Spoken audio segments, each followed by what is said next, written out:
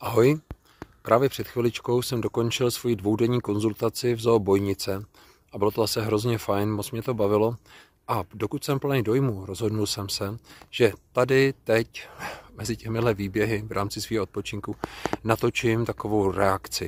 Reakci trenéra zvířat na to, co jsem tady zažil, jak mi to zase strašně moc připomnělo, že tenhle ten svět pozitivního tréninku těch nepsích zvířat může nám, pejskařům i chovatelům dalších domácích zvířat strašně moc dát. Protože to, co vám pes standardně odpouští a to, co vlastně vůbec nedá v tréninku často vědět, že tady někde děláme chybu, to nás tyhle ty zvířata naučí nás to na první dobrou, okamžitě nás informují, že teď se tady někde nějaká chyba děje a musíme si tedy dávat hned na začátku pozor na spoustu drobných detailů. To neznamená, že psi by to neřešili. Oni to psi často řeší, ale mají to v sobě. Já bych tady v tuhletu chvíli v reakci zmínil takové 4 záležitosti, které se nějakým způsobem týkají toho pozitivního tréninku zvířat. A to, co nám třeba za ty 2 dny tady zvířata dali najevo. Nebudu ty zvířata jmenovat, ale budu na to prostě vzpomínat. První věc, první kritérium, počet neúspěchů v tréninku. U psů se běžně děje, nebo u psů běžně vídám při konzultacích, že majitelé nechávají toho psa třeba chybovat 5krát, 6krát po sobě, v některých případech třeba i 10krát, a přesto existují psy, kteří normálně dál pokračují v práci. Neznamená to, že pokračují v práci šťastní a spokojení. Oni dost často ty psy se projevují různě frustrovaně, jsou tam drobný různý signály, někdy se ten pes na konci začichá a tak dále, ale ty psy bývají často úžasní tím, že prostě pokračují dál. To je něco, co si člověk musí strašně moc hlídat, aby neudělal těmhletěm zoozvířatům. Zvláště pokud to zoozvíře je výrazně větší a hlavně pokud je ještě ke všemu hodně motivovaný. V takovém případě, pokud je tu vysoká motivace, tak to zvíře každý neúspěch obrovsky bolí. Nebo já přesně nevím, jak se to zvíře vnitřně může cítit, protože to neví nikdo, ale vidíme na něm, že tam nastupuje frustrace. Zatímco v normálním pozitivním tréninku, zvláště u psů, se lidi velmi často soustředí na to, že sledují úspěch a ten se snaží označit. A ten neúspěch v podstatě ignorují nebo prostě ho nejsme zvyklí ho vidět. V tomhle případě si musíte rozšířit ten pohled na to, že vidíte a označujete úspěchy, ale taky vidíte neúspěchy a vidíte, co to s ním dělá a podle toho reagujete. Měli jsme tady trénink 2 zvířat naraz, byly obě 2 úžasný, kdy ale na začátku z těch 2 zvířat jedno bylo výrazně nervóznější a my jsme se museli soustředit na to, že jsme hodně odměňovali tzv. Default behavior, nulovou pozici, základní pozici. A tohle zvíře bylo s obou starší, bylo tím pádem pomalejší a fungovalo vlastně jakoby v pomalejším rytmu. Poměrně rychle se srovnalo s myšlenkou, že je tu jakási základní pozice, která je vždycky v pořádku, a tím, jak fungovalo pomalu, tak téměř nedělalo chyby. Druhý den tréninku tohle zvíře, který první den bylo podstatně nervóznější, teď bylo mnohem klidnější, vlastně se hned uklidnilo už ten první den a všechno bylo super. Za to druhé, mladší zvíře, které pracovalo výrazně rychleji, tak stíhalo nabízet i tu nulovou pozici, i spoustu dalších věcí mnohem rychleji, a tím, jak to stíhalo rychleji nabízet, tak bylo pro chovatele velmi náročné sledovat počet neúspěchů a najednou nám tady stoupala frustrace. Museli jsme se tím pádem na ně hodně soustředit, abychom tohle dorovnali. Druhá věc, která s tím hrozně souvisí, je motivace. Zase často vídám u psů takovou tu logiku, že čím větší motivace, tím lépe. Nejhrůznější, co jsem kdysi dávno viděl, bylo takový to nevadí, že strašně řve, hlavně, že chce pracovat, tohleto už potom skorigujeme. Já jsem si představoval, jak bychom tohle dělali někde, řekněme třeba s lachtanem, kdyby jsme nejprve nějakému lachtanovi zavřenému někde v kleci vytvořili obrovskou motivaci na rybu a potom bychom běsného lachtana se rozhodli korigovat. Taková věc vůbec není možná. S těmihle zvířaty začínáme vždycky, se zvířaty tady v zoologické zahradě, vždycky se musí začínat tím způsobem, že na přiměřené motivaci, to znamená ne přehnané, ale takové, aby to zvíře mělo zájem, ale zároveň se nebálo udělat chybu, zároveň se nebálo neúspěchu, vytvoříte chování. A to chování potom opakujeme a pracujeme na něm i v situaci, kdy ta motivace už je vyšší. Měli jsme tu například příklad, kdy jsme první den pracovali za zeleninu, která pro to zvíře byla sice zajímavá, ale nemělo problém se vprostřed tréninku na to na chvilku vykašlat a odejít a pak se zase vrátit. Ovšem díky té zelenině jsme dokázali vytvořit poměrně velké slušné sebeovládání toho zvířete a takový vlastně jako klid. Základní bezpečnostní prvky, zase jsme zpátky u té základní pozice, do které to zvíře se vrací.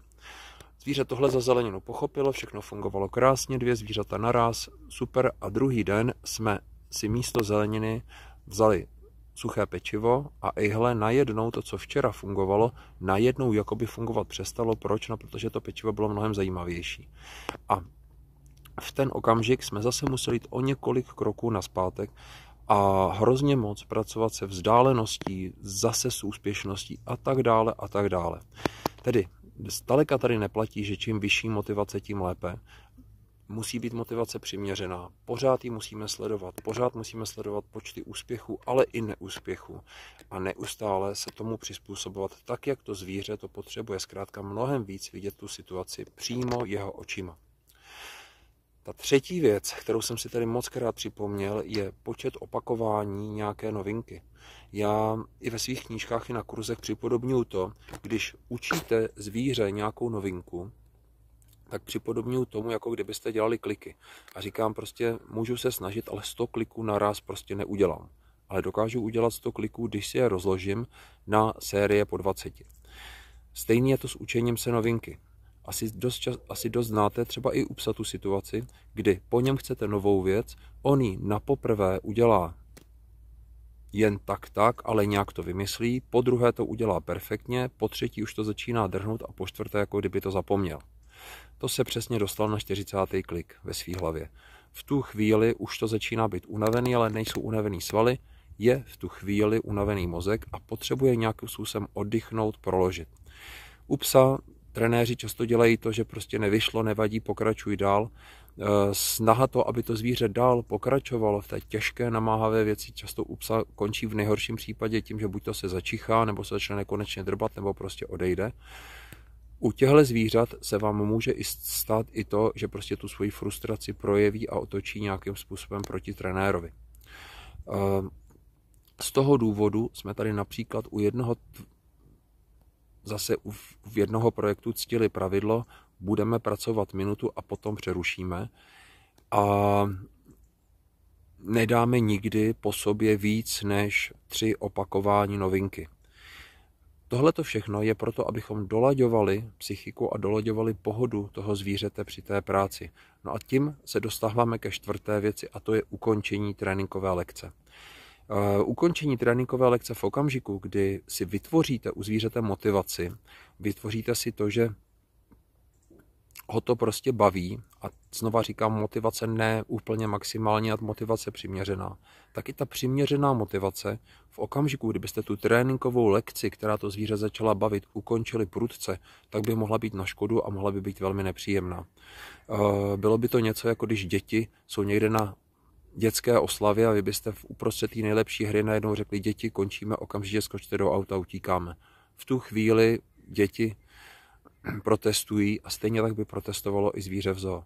Takže tady musíme ty konce lekce dělat velmi opatrně. Často na konci lekce dostávají nejvíc za celou dobu a velmi často už je pro ně například ve vedlejší ubikaci připraveno něco, na co se v podstatě mají důvod po tu dobu toho tréninku těšit. Jak můžete vidět, ten trénink takovýchhle zvířat, který člověka chápou většinou spíš jako sobě rovného, tak je vlastně úžasné poučení a úžasná lekce do života s jinými zvířaty. Neustále se u toho učíme vidět svět nejenom svýma očima a nejenom to, co my chceme po nich, ale už pořád se snažíme vidět i to, jak oni se u toho cítí, jak se jim u toho daří. Jsme si zcela vědomí toho, že byť jim označujeme jenom, že je něco správně a máme v ruce odměny, tak i neúspěch je může bolet a jsme si vědomí toho, že dokonce je může tu a tam bolet i takzvaně myšlení. Pokud byste na tohle téma opravdového pozitivního tréninku, tak jak funguje u zvířat obecně, tedy nejenom u psů, chtěli vědět víc, a chtěli to i vidět, i zažít, tak vás zvu na svoji akci, která se odehrává 16. a 17. března v Počernicích. Všechno najdete na mých webovkách tréninkrozhovor.cz.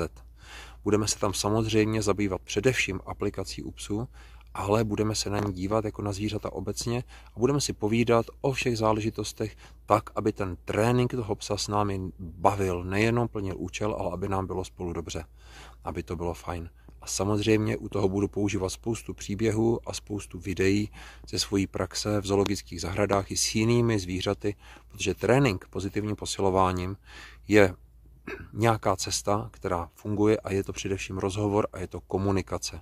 Tak tuhle komunikaci se můžeme společně učit a já vás tam zvu. Polovina března v Počernicích, vše na webovkách tréninkrozhovor.cz.